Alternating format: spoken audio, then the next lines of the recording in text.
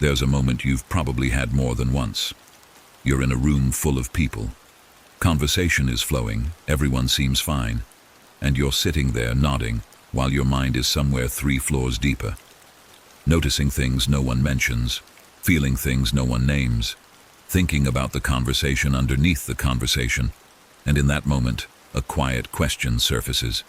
Is something wrong with me? Don't answer that yet. By the end of this, you'll see it differently. We're told loneliness is about distance, that the fix is more people, more plans, more noise. But there's a kind of isolation that more people cannot touch. Jung called it the loneliness of depth.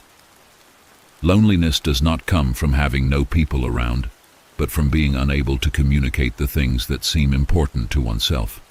This isn't arrogance. This is what happens when your mind moves at a frequency most conversations never reach. 7 signs. This is your reality. Sign 1. Small talk feels like a tax you keep paying without ever receiving anything back. You can do it. You've learned to do it well, but it drains you instead of filling you. You're not antisocial. You're starved for depth. Sign 2. You feel things before you can explain them. You walk into a room and sense what's unspoken. You read between lines people didn't know they wrote. Most people call this anxiety. Psychologists call it interoceptive awareness, a sensitivity to emotional undercurrents that most people simply don't perceive. It's not a disorder. It's a form of intelligence. Sign 3. You've changed your mind publicly, and people didn't trust you for it. For most people, changing an opinion feels like losing something. But you've done it.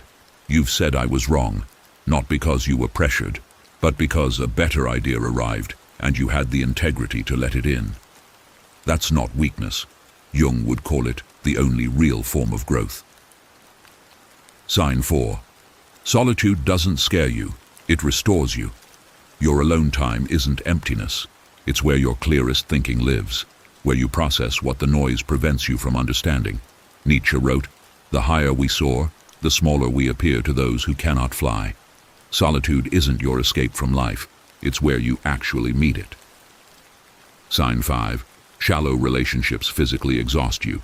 You've tried, you've shown up, you've given time and energy to connections that were built on nothing real, but something in you refuses to stay where nothing is actually being built. This isn't coldness. This is knowing the difference between being with someone and simply being near them. Sign 6. You're haunted by questions others seem perfectly comfortable ignoring. Why do people perform emotions they don't feel? What are we actually afraid of? What would happen if we were just honest? These questions don't make good small talk, but they live in you. Viktor Frankl wrote, "An abnormal reaction to an abnormal situation is normal behavior." Your restlessness isn't a flaw, it's a response to a world that punishes going deeper. Sign 7. You've quietly outgrown people you once loved, not with drama, not with an explanation. You simply woke up one day and the distance was already there, and the hardest part wasn't losing them. It was realizing they didn't notice how far you'd traveled. Here's what this all means, and this is the part most videos won't tell you.